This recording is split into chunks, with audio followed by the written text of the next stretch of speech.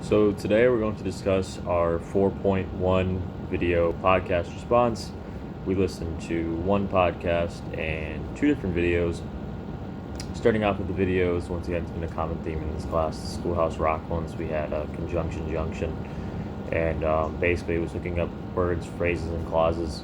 The main thing coming out of that was and, but, or. And so, to put that into perspective, for examples, it was milk and honey, bread and butter. They used, I believe it was peas and olives, one other one too.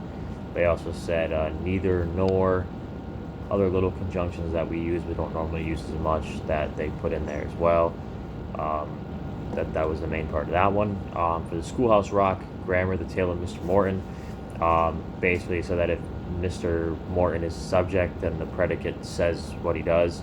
So they basically said, like, Mr. Morton grew flowers, which means Mr. Morton grew. That's what the predicate says.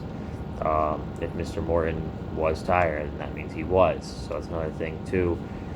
Going forward with the predicate there, and basically being that the subject of the sentence is Mr. Morton, so anything Mr. Morton does leads forward into it.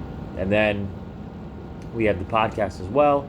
And it was the more journalism and social media change, the more that journalists are needed. They interviewed a professor from American University, and she talked about the ways basically in which journalism is changing and why we need more journalists and how they teach journalists.